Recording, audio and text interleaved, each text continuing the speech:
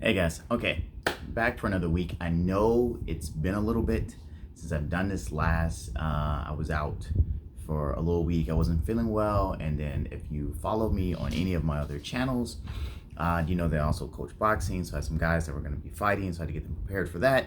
So that kept me out from doing this for a week. Has lab ended, I'm not even going to talk about that, and so on and so forth. But this is a weekly pickup video, so I'm going to talk about the things that I did pick up this week, which, for a change, I didn't buy any of this stuff. These were all gifts to me by my lovely, lovely girlfriend, who actually always thinks about me when she sees toys out there for me. So the first thing I'm gonna bring up is that there was an X-Men 3-pack that had come out that I've been looking at, and I was kind of waiting for a good sale on it and stuff like that, but she's not that patient. So she went ahead and got it for me. So we'll start off with the one that I like the least, I guess. I don't really hate it, but I just like it the least, and that's the short hair Storm version. This makes her seem like she's an old woman, and that's the reason why I'm not really that into it. Like, it's definitely sculpted well, and it's like the articulation's the same as any other Marvel Legends figure. I already have a Jubilee Storm, one from Marvel Legends and one from Mafex.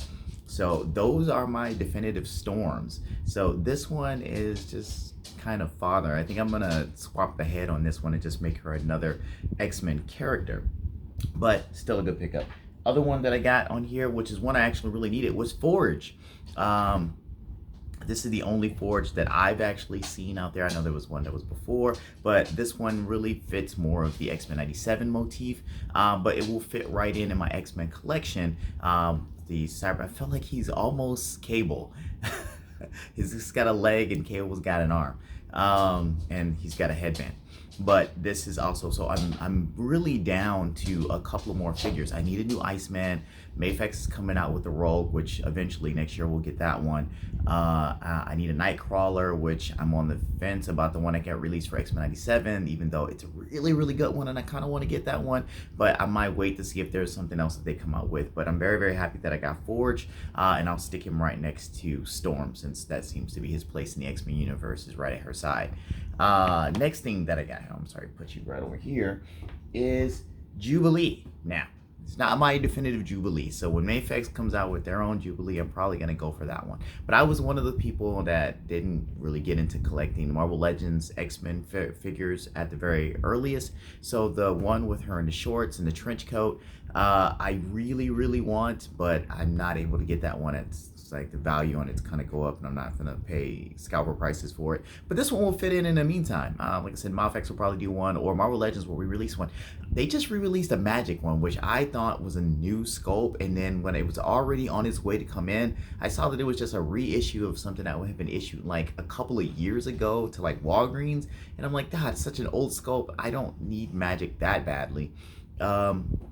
So this is going to be my placeholder until they re-release the old one with the trench coat, which I really do like, or Mafex comes out and gives me their Jubilee. The head sculpt on this thing is awesome. The only thing is just that she's not wearing the shorts and she's not having the trench coat. I like the little effects. I like the little bubblegum thing in her mouth. I wish the glasses were a part of the head sculpt and not removable, because I've dropped these things and almost lost them about 2 to 3 different times. All right. Last thing that I got, and this one is something I've been super excited about. If you also know me, then you know I'm a big Spawn fan. So, and I'm a big fan of big villains.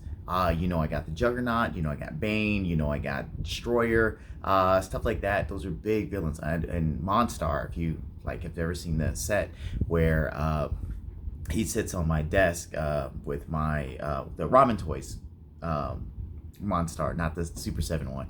I like their more realistic look than what the cartoony look from Super 7. But anyway, so I like big villains, and what I got here is the Violator. I have the original Violator that came out from McFarlane Toys, which I should have dug out for this video. I don't know why I didn't do that. I'll start doing that stuff when I'm getting upgrades and things. But this thing trumps it. This thing is massive.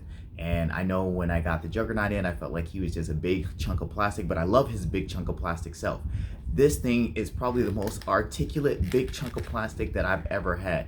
He's got movement in the elbows and the hands, the hinge here, his feet, everything. Like, there's more posability here than I get on some Marvel Legends. Like, this thing, the only thing that I kind of thought was a downer, the original one had this whole horn attack action, and this one doesn't have it.